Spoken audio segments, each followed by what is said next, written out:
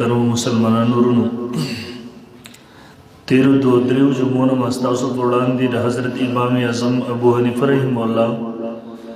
د مناقبو په حواله سره خبره شروع کړې و. ما د امام صاحب د نوم د هغوی د پلار د هغوی د ابتدایي تربیت او د هغوی په کوم ځای کې تعلیم حاصل کړی و د هغې متعلق تیرو دو جمعو کې تفصیل کړی و. بیا مې دا هم ذکر کړی و چې حضرت امام اعظم ابو حنیفه رحم الله یو لوی تاجر و او د خپلې علاقې څومره علماء کرام مشایخ وو د پوره کوفې د دې ټولو اخراجات هم امام اعظم ابو حنیفه رحم الله برداشت کول. دغه وخت څومره دیني ادارې وې دغه هم د امام اعظم ابو حنیفه رحم الله دغه په تعاون سره آبادي وې او روانې وې. نن جمعه کې محترم ستاسو په وړاندې د امام اعظم ابو حنیفه رحم الله د سوانحو په حواله سره دو خبرې مزید ذکر کوم. محترمو یقینا علم یو ډېر لوی کمال دی چې الله رب العالمین یو چاته نصیب کړي، یو ډېر لوی شرف دی. خو علم بغیر د عمل نه محترمو دا د انسان دپاره د ذلت او د رسوایي ذریعه ګرځېږي. کله چې علم او د هغې سره عمل وي، تقوا ورسره وي، خشیت ورسره وي، د الله رب العالمین یره ورسره وي، بیا دغه محترمو انسان کمال ته رسوي، بیا دغه محترمو انسان ته کامیابي ورکوي، بیا دغه محترمو انسان د کامیابۍ بلندیانو ته رسوي. حضرت امام اعظم ابو حنیفه رحم الله که موږ ګورو یو طرف ته د علمي کمالاتو په عروج باندې و، الله رب العالمین علمي بلندګي ورکړې وه، علمي عروج ورته ورکړی و. دویم طرف ته محترمو الله رب العالمین د تقوا د خشیت د الله رب العالمین د یری په حواله سره محترمو هغه په د بلندو په عروج باندې و، هغه کمال ته رسېدلی و. محترمو په دغه حواله سره که امام اعظم ابو حنیفه رحم الله سوانح هم وګورو دومره زیات روایات ملاویږي د امام اعظم ابو حنیفه رحم الله د سوانحو دغه پهلوم دومره کلاو ده، دومره واضحه ده، دومره ښکاره ده چې محترمو که سړی د هغې نه خاموشي اختیار کړي دغه به سترګې پټول وي. سیرت نگاران لیکي، سوانح نگاران لیکي امام اعظم ابو حنیفه رحم الله 40 کاله د ماسخوتن په اودس سره سحر مونځ کړی دی. خو دلته محترمو یو خبره به تاسو ذهن ته زه راولم، د ماسخوتن په اودس باندې د سحر مونځ کول د دې څه مطلب دی؟ ځکه ډېر خلک هغه وي د هغوی ذهن کې اشکالات بیا راشي، په خبره ځان پوهه نه کړي، د دې وجې نه محترمو هغوی به اشکالات شروع کړي، اعتراضات شروع کړي. د دې مطلب دا دی چې د امام اعظم ابو حنیفه رحم الله 40 کاله ژوند د شپې اکثر حصہ دغه د امام اعظم ابو حنیفه رحم الله په عبادت کې تېرېدل. د شپې اکثر حصہ د امام اعظم ابو حنیفه رحم الله په عبادت کې تېرېدل. او قرآن مجید هم دغه حقیقت ذکر کوي د عباد الرحمن والذین یبیتون لربهم سجدا وقیاما. دا د الله خصوصي بندګانو یو صفت دا دی چې دیو د شپې خوب نه کوي، دیو د شپې وده کېږي نه، دیو د شپې خپلې ارامده بسترې پرېږدي، خپل ارامده خوب پرېږدي، دیو دغه شپه د الله په یاد کې تېروي، په جړاګانو کې تېروي، په دعاګانو کې تېروي، په رکوع سجدو کې لیري. همدغه مقصد دی چې امام اعظم ابو حنیفه رحم الله 40 کاله د ماسخوتن په اودس سره سحر مونځ کړی. او په دغه باندې محترمو اسد ابن عمر ابن خلقان نقل کوي دی 40 کاله د امام اعظم ابو حنیفه رحم الله دا معمول، بلکې یو لوی د امام اعظم ابو حنیفه رحم الله شاګرد دی مسار ابن کدام رحمه الله. دی فرمایي زه خالص د دې کتو دپاره راغلی وم چې د امام اعظم ابو حنیفه رحم الله په باره کې مشهوره ده چې هغه د ماسخوتن په اوداسه باندې د سحر مونځ کوي، یعنې ټوله شپې په عبادت کې شریږي. ویل زه د امام اعظم ابو حنیفه رحم الله د معمولاتو د کتو دپاره کوفې ته راغلم. د امام اعظم ابو حنیفه رحم الله کوم جامع مسجد د کوفې دی په کوم کې امام اعظم ابو حنیفه رحم الله درس کوي، د هغه درس حلقه ورپکې لګېږي. یعنی د امام اعظم ابو حنیفه رحم الله مدرسې ته راغلم سحر منځ مې د امام صاحب رحم الله سره وکړو منځ وشو امام ابو حنیفه رحم الله د خپلو وظایفو نه فارغ شو د درس حلقه د امام صاحب رحم الله ولګېدله ویل مسلسل دا شروع وه د ماسپښین نه څه ساعت مخکې ختمه شوله بیا د ماسپښین نه بیا شروع شوله تر مازدیګره پورې مازدیګر مونځ ټایم تېر شو ماښام نه بیا حلقه ولګېده تر ماسخوتنه پورې ویل ما چې ټوله ورځ یې درس و تدریس وکړو یو طرف ته خو به ستړی شوی وي بل طرف ته مطالعې ضرورت به وي ورته ویل چې کاته مې د ماسخوتن مونځونه وشو ټول خلک کورونو ته لاړه امام اعظم ابو حنیفه رحم الله هم کور ته لاړو زه امام صاحب رحم الله په مدرسه مسجد کې یم جامع مسجد کې یم ویل امام صاحب رحم الله لږ ساعت پس چې خلک کورونو ته لاړه کپړې بدل کړي دي معمولی غونته کې ښایسته بهترین پاک لباس یې اغوستی دی خوشبویانې بهترینې خوشبویي لګولې ده د لرې نه هغه خوشبویي په انسان محسوسوي مسجد ته راغی خلک تللی دي د مسجد یو ګوټ کې تیاره کې ودرېدو امام اعظم ابو حنیفه رحم الله عبادت شروع کو ویل دغه سلسله روانه ده کله د قرآن مجید یو آیات راځي هغې ته جړا کوي ویل ټوله شپه هم دغسې تېره شوله امام اعظم ابو حنیفه رحم الله ویل څه وخت کې جړا کوي د خپله ګیره راونیسي آه او فریاد کوي ویل ټوله شپه هم په دغه حالت کې تېره شوله سبا سره صبح صادق داخلیږي سبا ته لمونځ وخت داخلیږي امام صاحب رحم الله دغه وخت سلام وګرځو دعا یې وکړله کور ته لاړو اول چې کله د مونځ ټایم نږدې دی حضرت امام رحم الله نورې کپړې پاکې نوې اغوستې دي بل قسم خوشبویې لګولې ده د سحر مونځ ته حاضر شو او مصر ابن کدام رحم الله بیا دا دې فرمایي ما چې دا معمولات وکړه نه د شپې خوب شته دی نه د ورځې خوب شته دی اها د ورځې د ماسپښین نه مخکې کور ته لاړ شي قلوله وکړي معمولي غونته کې خوب وکړي آرام وکړي ویل ما چې کله دا معمولات د حضرت امام اعظم ابو حنیفه رحم الله ولیدل ویل ما د امام صاحب مجلس کلک ونیو ما د امام صاحب صحبت اختیار کو ما د امام صاحب شاگردی اختیار کړله ما د امام صاحب هغه صحبت او مجلس اختیار کو دغه درسګاه نه بیا زه ونه وتم د امام صاحب دغه معمولات شروع زما دغه شاگردي شروع وه حتی چې د امام صاحب په دغه مدرسې په دغه جامع مسجد کې د سجدې په حالت کې د مصر ابن کدام رحم الله نه ساه لاړه وفات شو محترمه دغه بزرګ دی او امام ابو یوسف رحم الله فرمایي علامه زاهبی رحم الله تذکرۃ الحفاظ کې نقل کوي ول امام اعظم ابو حنیفه رحم الله پوره شپه په عبادت کې تیرېده الله رب العالمین بلکې په دغه وخت کې مشهوره وه هذا ابو حنیفه لا ینام الليل د زنانو په ژبه باندې امدا وه د ماشومانو په ژبه باندې امدا وه چېرته به امام صاحب رحم الله په نظر راغی ویل هذا ابو حنیفه لا ینام الليل د امام صاحب د چې ټوله شپه نه وده کېږي شپه په عبادت کې ژوندی کوي په عبادت کې تېروي او مشهور دا وه سما امام ابو حنیفه رحم الله مسما شوی و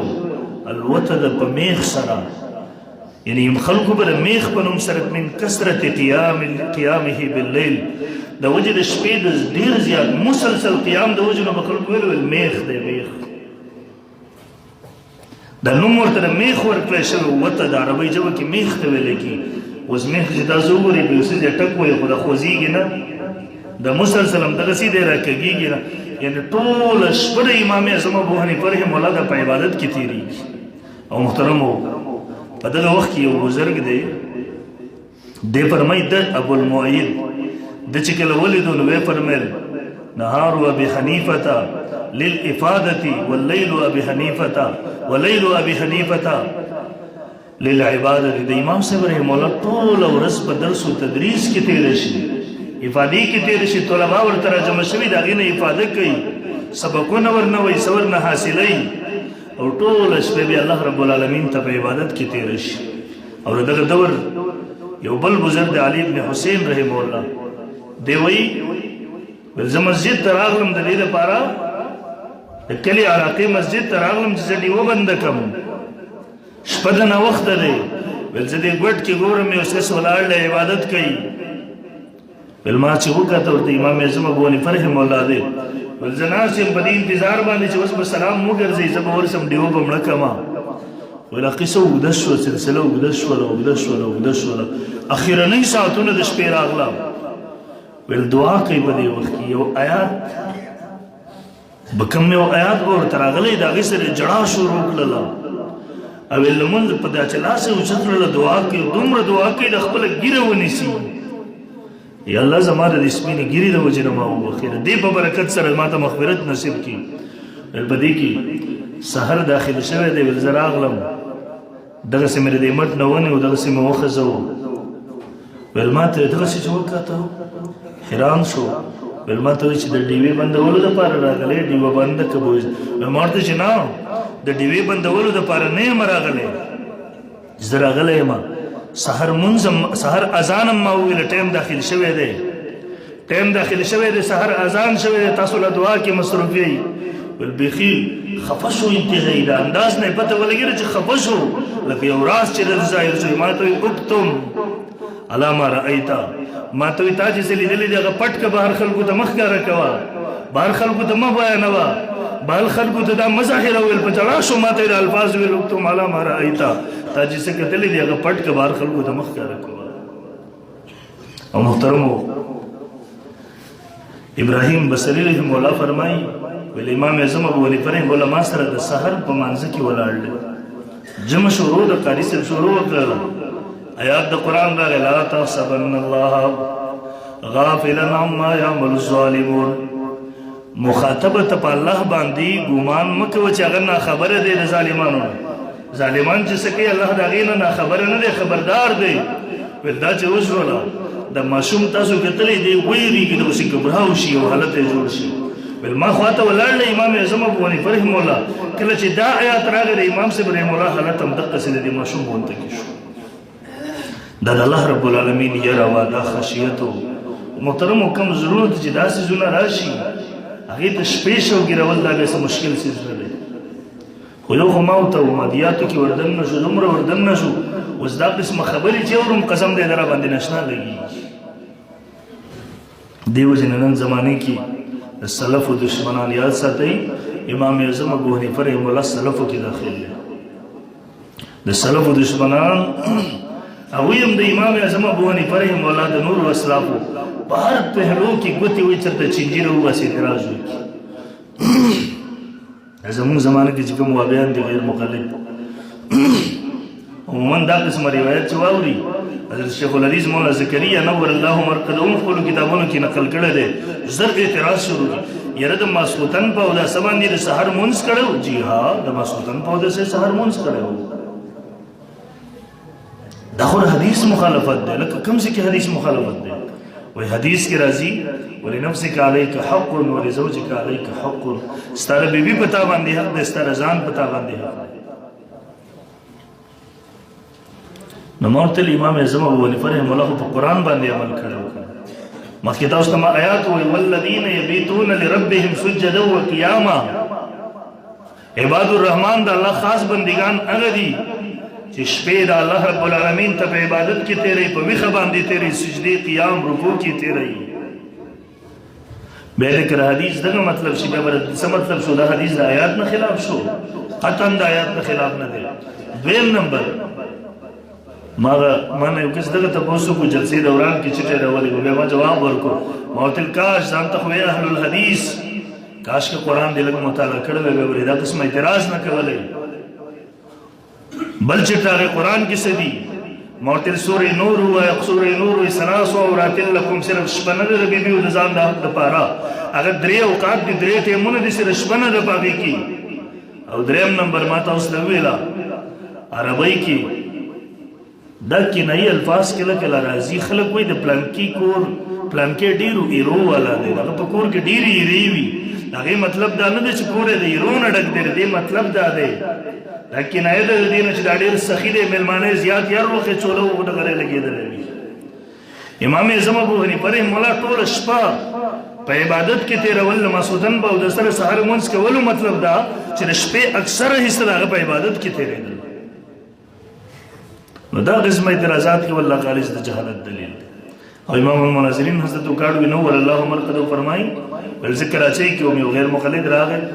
ما ته وی چې د دې حدیث سره بس کې اور نفس کې علیک حق او رزق علیک حق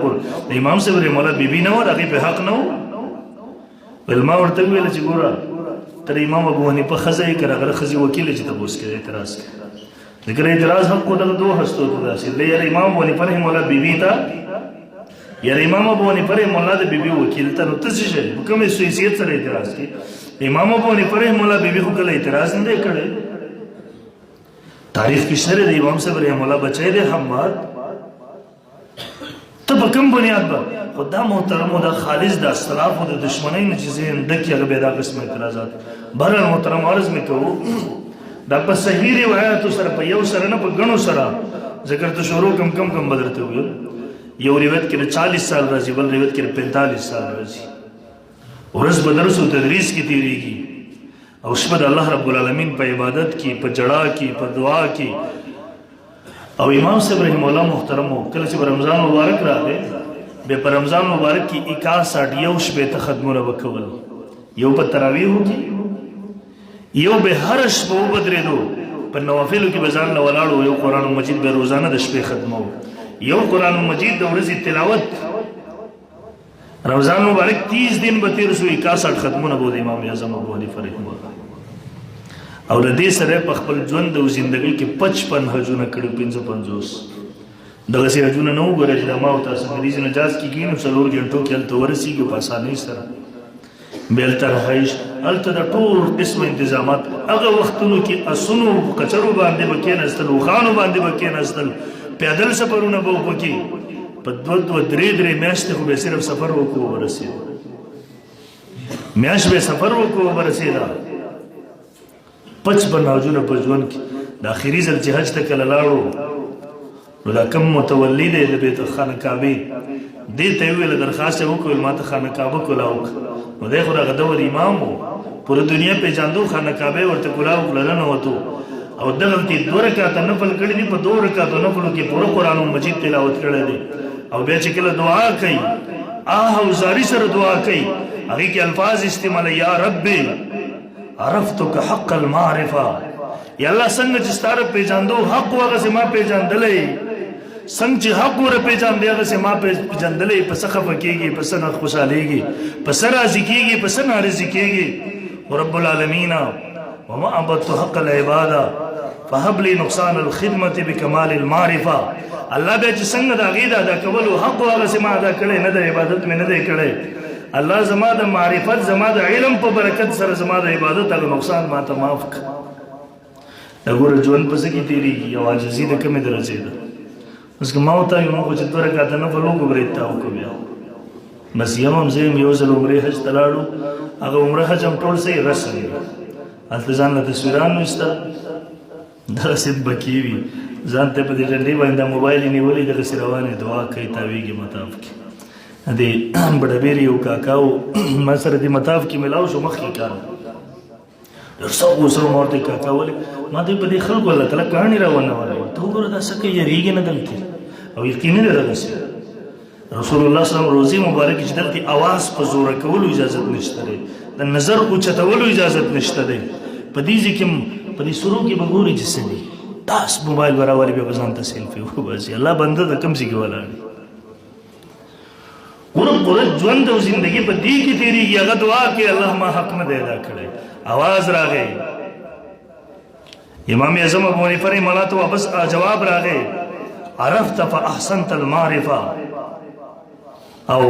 اخر کې وی غفر لك ولمن كان على مذهبك الى قيام الساعه څنګه چې په جاندو حق او هغه ستا په جاندل او څنګه چې به عبادت حق او مکه ستا عبادت کړي دي او دغه په دولت باندې تا ته معافي شوی دا او هغه چاته معافي شوی دا هغه بخلې شوی چې د قیامت د سبا پورې ستا په مذهب باندې وي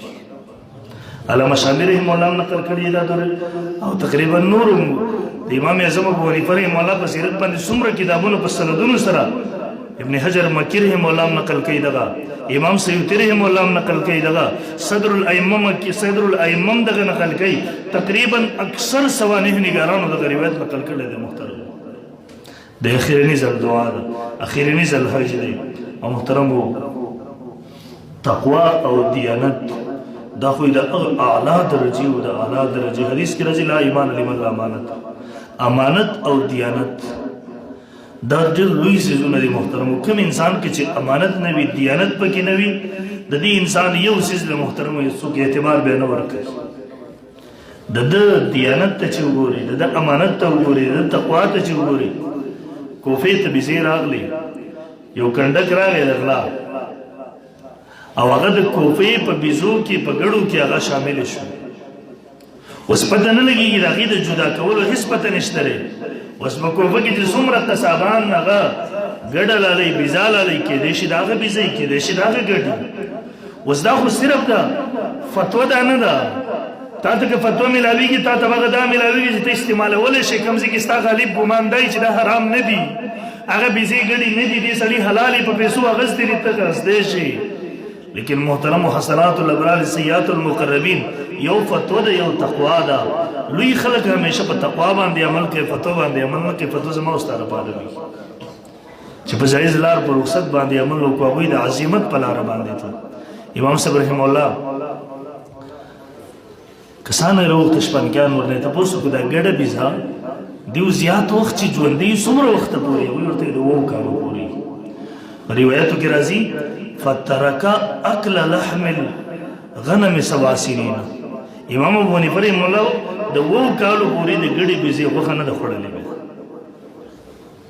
د وو کالو پورې د ګډې بيزي غوښه نه خوړلې کېده چې راغې ګډې کېده چې راغې بيزي یاره ګېډې ته مې حرام را نشي دا خو یو تیاره پیدا کوي او دغه تیارې محترمو چې د ګناه احساس به له سړي سره ختم شي چې ما ګناه وکړله دی نه غمجن کېږي باغې او دا محترمو انسان چې کله ګناه وکړي که او په دې سره دی غمجن نه شي دا د زړه د تورېدو علامت وي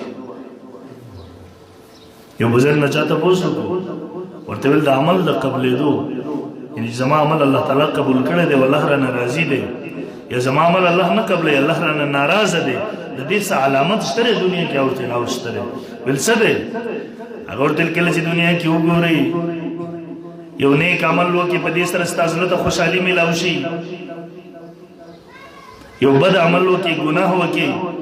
په دې سره ستا زړه خفه وي هر وخت د دغه ګناه د وجې نه پریشانه یې بیا ته په دې پوه شې ستا اعمال نیک عمل د الله دربار کې قبلېږي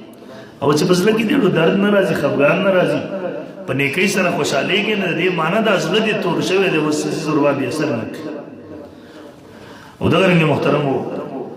امام رازي رحمه الله تفسیر کبیر کې نقل کوي یو مجوسی دی د امام اعظم ابو حنیفه رحمه الله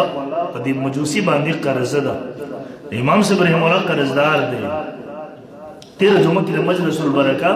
د هغې تذکره تاسو ته ما کړې وه امام صاحب د ده په کور په خوا باندې روان دی دغلته چېرته په خپې باندې ګندګي ولګېده نو دا ګندګي لګېدل دی د خپه دغسې څنډلې ده دا ګندګي تللې ده د هغې د خټې په دیوال باندې لګېدلی اوس امام صاحب رحمه الله ګوري که دا دیوال ورله پاکوم خو خاوره ورنه ځي دغه دیوال نه خاوره کمیږي او که نه یې ورله پاکوم هم دغسې ګنده پاتې کېږي الله به رانه قیامت په ورځ تپوس کوي یو خو مونږ یو که نه چې پردي کور مخې م راوکړو لارې م ورله راوکړو بې تپوسه بس که وس هم بر شو پردی لارې بندول خپل دیوالونه راویستل محترمو موږ دې ګناهونو کې اخته یو او زموږ خیال دی چې په 2 رکعته نفل وکړم بیا خدای معاف کړي په دې هم نه معاف کوي چې پردی حق دی باندې موږ انتهایي بې احتیاط یو کوڅه کې به یو یقین وکړه شپې 12 بجې به وي کله را به شي باران به ګوتې کېږي خپل کور ته لکه د الله بنده دومره احساس وکړه څوک به ودنې درته یو چاته به تکلیف وررسوي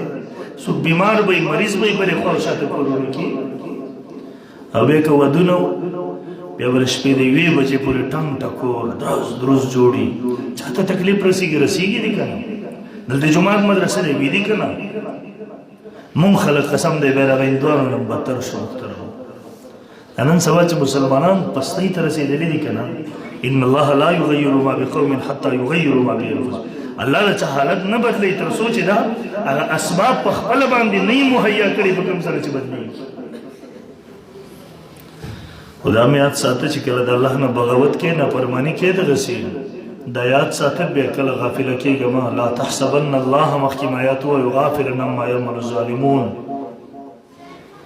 الله رب العالمین په دمکی امیز لهجې سره وایي دمکی امیز انداز سره لا تحسبن الله مخاطب په الله باندې دا ګمان مه کوه چې هغه د ظالمانو د عملونو نه خبره دی غافله دی پته ورته مهلت ورکوي یو دم بیا سړی رانیسي امام صاحب رحمه الله دغه د مجوسي دروازه وټکول دی راووتو هغه په یېره کې دی زمانه قرضه غواړي پیسې غواړي امام صاحب رحمه الله ورته وایي ګبراوېږه ما پیسو پسې نه یم راغلی ما ته څه تدبیر راوښیه چې ستا را دیوال هم پاک شي او د دیوال نه دې خاور هم لا لړ شي زه ګنهګار نه شم په هغې باندې هغه مجوسي چې د امام اعظم ابو حنیفه رحمه الله دې تقوا ته وکتل دې خشیت ته وکتل لاس یې رامخې ته ګوره امام صاحب په لاس یې کېښود ویل ما ته کلمه ووایه چې مسلمان شو او احتیاط یې د دومره حده پورې و یو ځل کسان یو ځای کې مجمع راجمع ده دلته یو کور دیوال دی ګرمي ده انتهایي خلک د دې دیوال سوري ته ولاړ دي امام اعظم ابو حنیفه رحمه الله نور ته ولاړ دی کسان ورته امام صاحب سوري ته ودرېږي ځای شته دی که ځای نه وی مونږ به تاسو ته ځای درکولی خو ځای شته دی سایه کې ودرېږئ امام صاحب رحمه الله نه ودرېږي یو کس ورته د الله واسطه ورته ویل څه چل دی خبره څه ده امام اعظم ابو حنیفه رحمه الله ورته وفرمیل ویل په دې کور والا د کور په مالک باندې زما قرضه ده او په حدیث کې راځي کل قرض جر نفعه فهو حرام هر هغه قرض کل قرض جر چې راکاږي هغه نفعه فهو حرام چې هغه به ځان پسې فایده او نفع راکاږي دا حرام دی زما په تا باندې پیسې دي زه درنه د دې په د خپل قرض به م راکړې خو ته مجبور یې په دغه قرضه کې درنه نور ضرورتونه زه پوره کوم خپل نور مراعات درنه حاصلوم دا سود دی دا حرام دی اوس دلته د دیوال سوري ته ودرېدل دا په دغې کې نه راتله خو دا ګوره حد درجې احتیاط دی دا ګوره حد درجې تقوا ده چې دی په هغې باندې ولاړ دی ورته په دې باندې زما قرضه داسې نه سود حرامو کې رانه شي دا محترمو د هغه تقوا وه یو بزرګ دی دغه وخت امام اعظم ابو حنیفه رحمه الله ته راغی ویل زه خوب ګورم دې خوب کې دا ګورم چې تا یوه جنډه اوچته کړې ده او ډېر خلک درنه راجمع دي ویل ته ولاړ یې ته انتظار کې د خپلو محبینو د خپلو شاګردانو د خپلو ملګرو چې دا ټول زر زر راجمع شي او موږ مخ په وړاندې روان شو حساب کتاب د حشر میدان دی خلک پریشانه دي ته ډېر خوشحاله یې ملګري کسان شاګردان دوستان محبین درته راجمع کېږي کله چې دیو راجمع شي جنډه دې اوچته کړه هغوی ته ویل ما پسې راځئ چې جنت ته ځو امام اعظم ابو حنیفه رحمه الله چې کله واورېدل په ژړا شو به یې وفرمیل اللهم اجعل عاقبتنا الى الخير الله زمون انجام خیر طرف ته بوزي شر طرف ته مه بوزي خرابوي طرف ته نه بوزي او محترمو دغه وخت سفیان بن وکیع رحمه الله فرمایي وکانه ابو حنیفه عظیم الامانت امام ابو حنیفه رحمه الله لوی امانتدار سړی و او په دغه دور کې یو بل بزرګ دی هغه فرمایي مات ابو حنیفه وفي بیته للناس ودایع امام ابو حنیفه رحمه الله د دنیا نه لاړو په داسې حال کې چې هغه په کور کې 5 کروڑ امانتونه د خلکو پراته وو د 15 کروڑو درهمو دا هغه زمانې د دې زمانې خبره نه کوم د 15 کروڑو دراهمو بلکې مناظر حسن ګیلاني رحمه الله په خپل کتاب کې ردین هم زیات هغه په اربونو باندې ورړول د روایت راجمع کړ حکم مستند روایت دي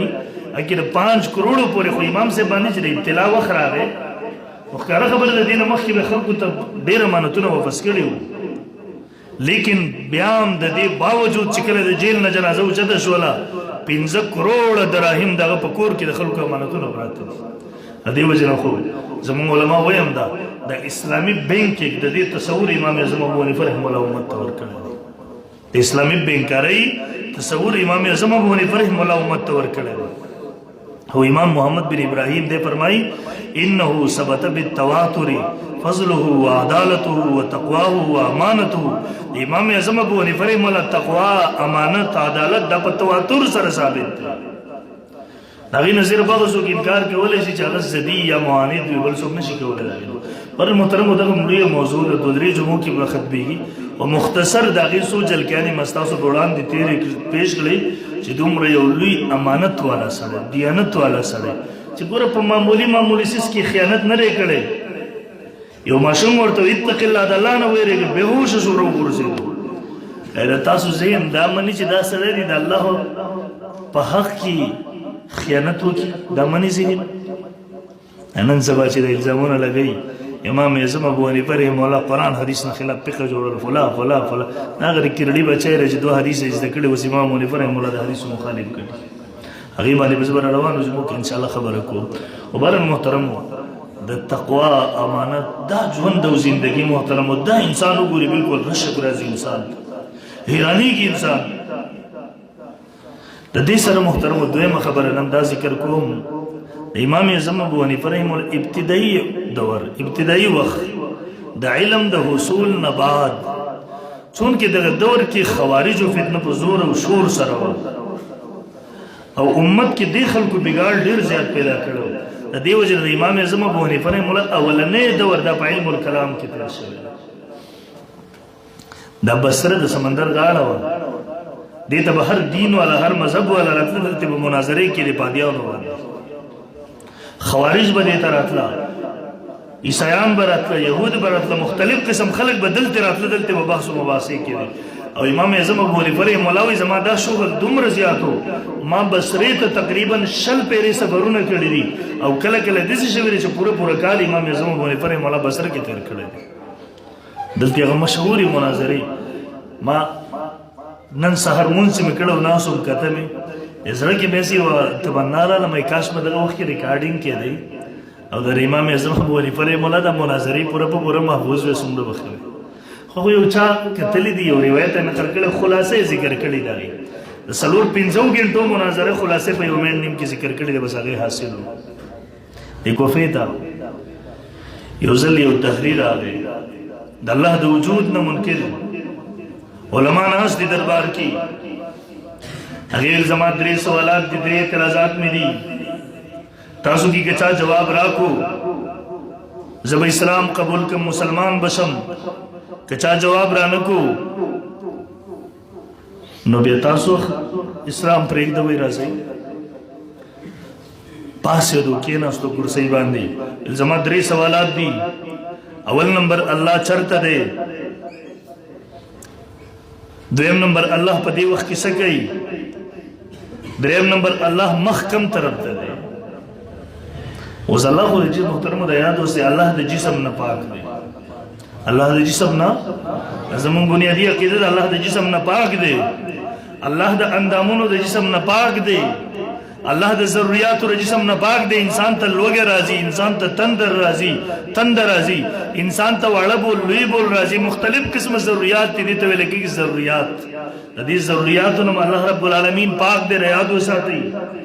څوک چې الله د پاره جسم تجویز کوي اعضاء اندامونه د جسم تجویز کوي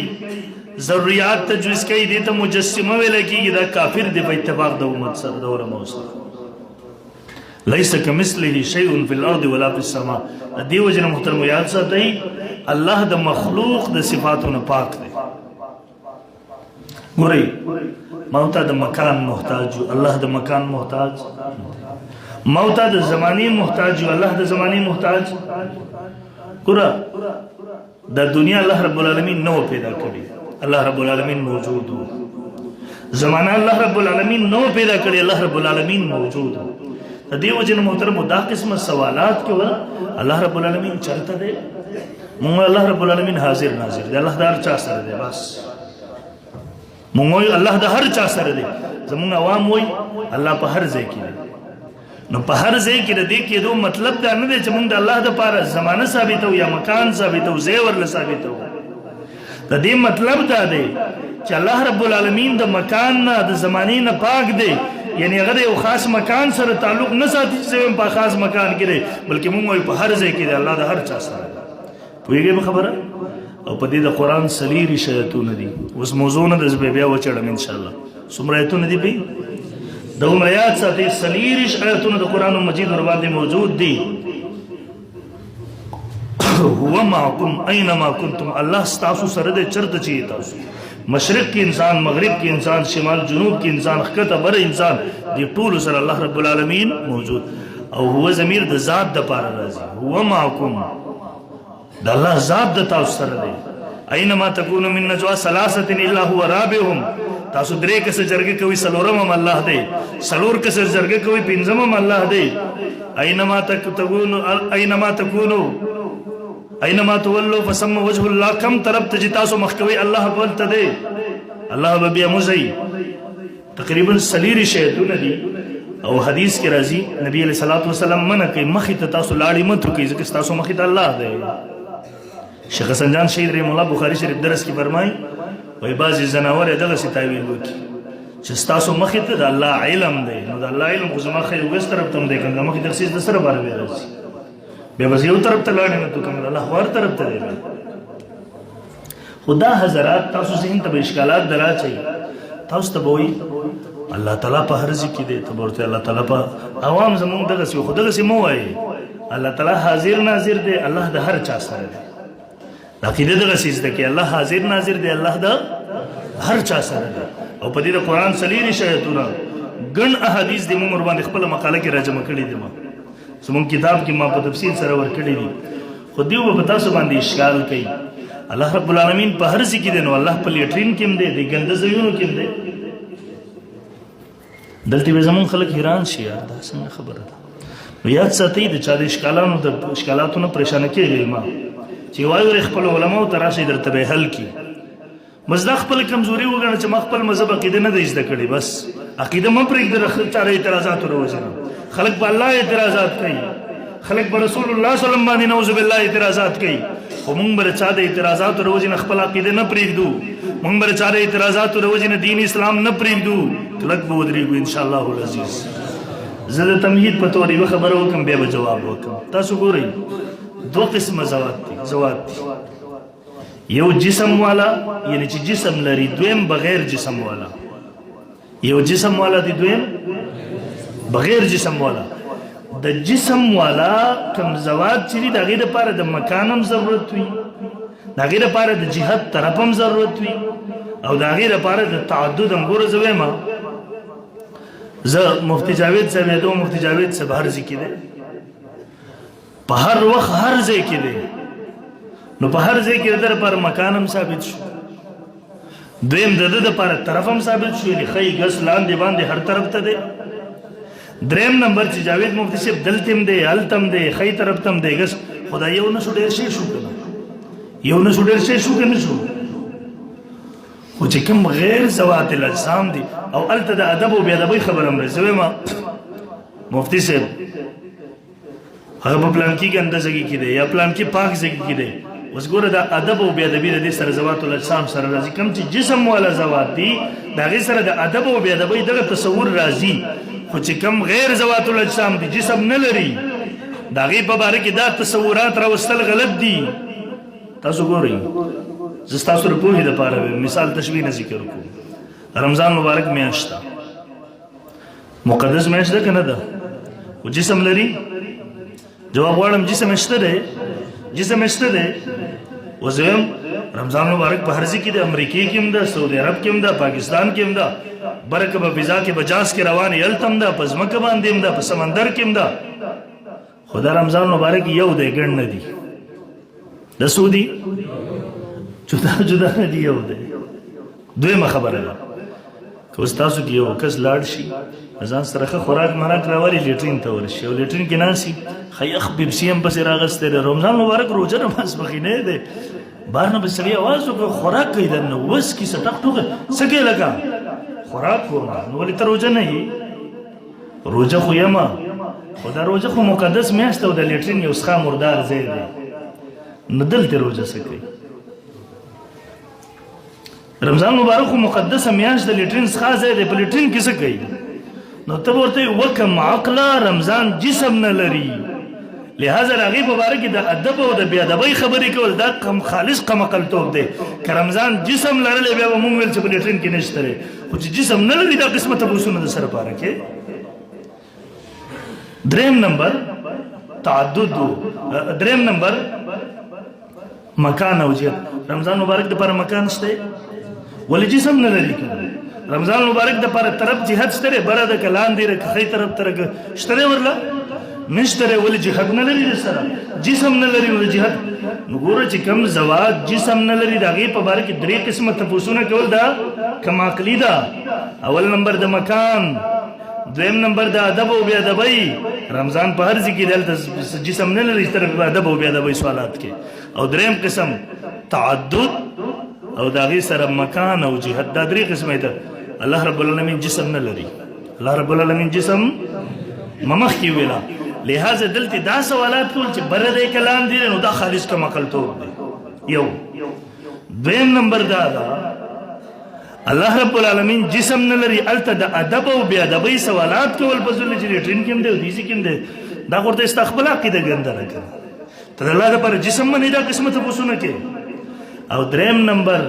د هغې دپاره جهت مکان دا څیزونه ثابتول دا هم خالص کم عقلتوب دی ځکه هغه د جسم نه پاک دی. دا قسمه سوالات تر سره پاره کې. او امام المناظرین حضرت وکاړوي نور الله مرقدو فرمایي وایي ما ته یو غیر مقلد راغی ما ته وایي چې الله لیټرین کې هم دی. په جواب وګورئ شوي که نه جواب وګورئ شوي که نه یو الزامي جواب درته وکاړوي صاحب رحمه الله درکوم. وایي ما ته وایي چې الله په هر ځای کې دی. ما ورته زما عقیده ده الله حاضر ناظر دی. وایي ما ته چې الله لیټرین کې هم دی. اوس که زه ورته وایم چې نشته دی نو دی به چې حاضر ناظر عقیده دې ختمه شوه. که زه ورته وایم شته دی به چې بې ادبي ده. نو ما وایي چې ورېږه دی له والله جواب وکړم الزامي تپوس دې وکړم بیا به دې خبره پوه شي. ما ورته چې تا ته سورة الفاتحه یاده ده سوره اخلاص قل هو الله احد. ما ته وایي د قرآن حافظ یما. وایي غوابي ما ته وایي غیر مقلد چې د قرآن حافظ یما. وایي ما ورته وایي چې د قرآن مجید لیټرین ته وړل جایز دي. وایي ما ته وایي چې نه. ما ورته چې ته کله لیټرین ته ځې بیا خپله سینه سیرې کې قرآن راوباسې کوم ځای کې ږدې بیا ځې. وایي ما ته وایي چې نه زما په سینه کې قرآن مجید موجود دی خو د جسم نه پاک موجود دی. هغه زما په سینه کې کوم دی وجود شته خو جسم یې نشته دی. لہذا الته دا قسمه سوالات کول به ځای دي. ویل ما ورته چې موږ هم د الله رب العالمین وجود منو خو جسم یې نه منو. د جسم نه انکار کوو. څوک چې جسم مني هغې ته ګمراه وایو. هغه د اهل سنت نه خارج دي مجسمه ورته ویلی کېږي. موږ هم د الله وجود منو خو د جسم نه انکار کوو. لہذا دا قسمه سوالات مه کوه. پوهېږئ خبره بهرحال خبر رانه لرې ځي. هغه دهري تپوس کوي. نمبر 1 تپوس کوي الله رب العالمین چرته دی.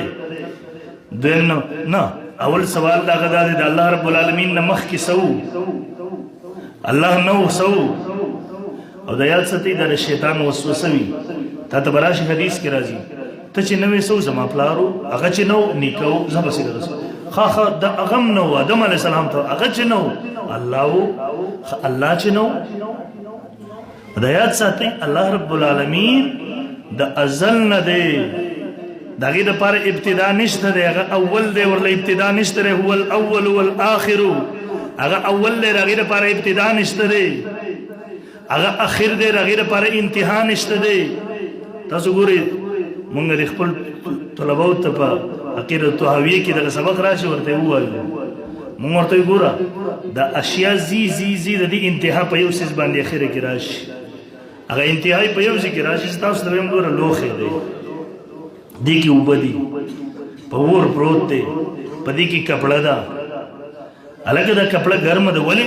د اوبو د وجې نه. اوبه ګرمې دي. اوبه ګرمې دي. ولې ګرمې دي؟ لوښی ګرم دی. دا لوښی ولې ګرم دی؟ د اور د وجې نه ګرم دی. اوس په دې چې د سوال سلسله ودرېدل مخکې څوک دا تپوس نه کوي چې اور ولې ګرم دی. ځکه اور د خپل صفت دی ګرم والی کوم. سلسله زی زی زی زی اخره کې په یو ځای کې ودرېږي. مخکې د هغې نه دغسې ته نه وې څوک اوس ستا پلار د هغې نه مخکې نیکه هغې نه مخکې فلا فلا فلا فلا دا سلسله راشي په الله ودرېږي د هغې نه مخکې نشي تللی. هېڅ نه و الله موجود و. او ګورئ دا یاد وساتئ د الله د ذات په باره کې سوچونه مه کوئ. د انسان ګمراه کېږي. حدیث کې منع راغلی دی. مونږ ډېر وړوکي یو. زمونږ فهمونه وړوکي دي. مونږ بله ورځ یو عقیده وویله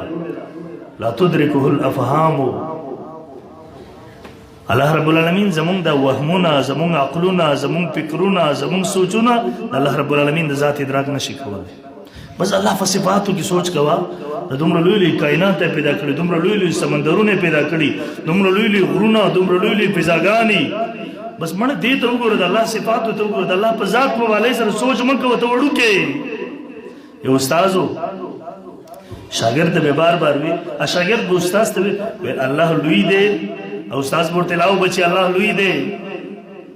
شاګرد ورته څومره لوی دی او ته ډیر لوی دی الله اکبر الله ډیر لوی دی دی ورته څومره لوی دی بیا ورته الله ډیر لوی دی څو ورځې دا سوال جواب شروع دی استاد سره نور الفاظ نشته درې دی پوي لاس نه ونیو بچي څه چیزو سمندر غاړي ته راوستو سمندر که تاسو لیدلې سمندر سړی چې وګوري دا د الله څومره لوی مخلوق دی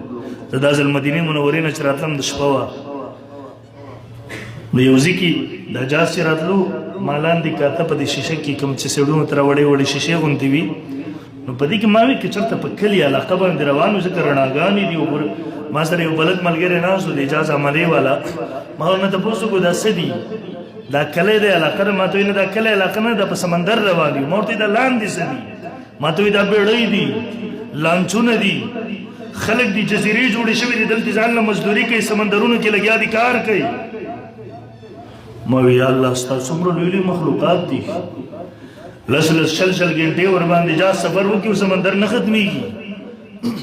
دې مخلوقاتو ته وګوره نو دا سمندر چې وګورې که نه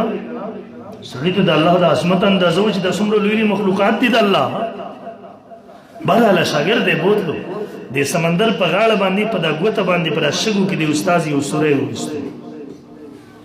شاګرد ته وایي شاګرده دا سمندر ټول په دې سوري کې راځي کا شاګرد ورته وایي استاد جي دا خو دې کې نه راځي ورته نه بچي راځي که پکې دی ورته وایي استاد جي نه راځي پکې هغه ورته بیا وایي شاګرد راځي که پکې دی ورته بیا وایي نه راځي پکې ورته وایي ولې نه راځي پکې وایي استاد جي دا سمندر ډېر زیات دی او دا سورۍ خو ګوتې هم راځي په دې کې به دا اوبه څنګه راشي ورته وایي بچو ستا د سوال جواب دا دی ته وایي الله څومره لوی دی د الله ذات زمونږ او ستاسو عقلونه وړوکي دي زړونه وړوکي دي سوچونه وړوکي دي فهمونه وړوکي لا تدرکه الافهام زما او ستا فهمونه زما او ستا عقلونه سوچونه ورته نشي رسېدی بچیه دا زړه هم وړوکی دی بچیه دا ذهن هم وړوکی دی الله رب العالمین ذات ډېر لوی دی د هغې لویوالی دې زړونو ته نشي راتلی بهرحال محترمو زما د خبرې حاصل دا دی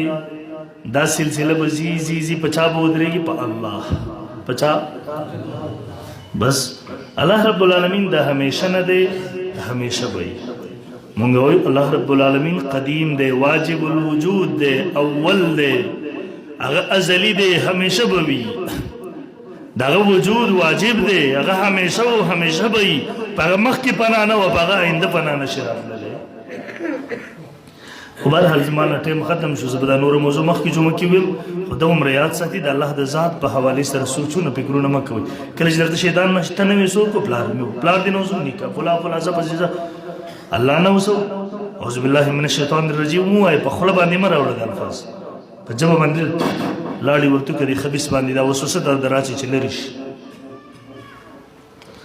د الله صفاتو ته وګوره بیا ان فی خلق السماوات والارض واختلاف الليل والنهار ته ګوره شپې کله وړوکې شي ورځې وړوکې شي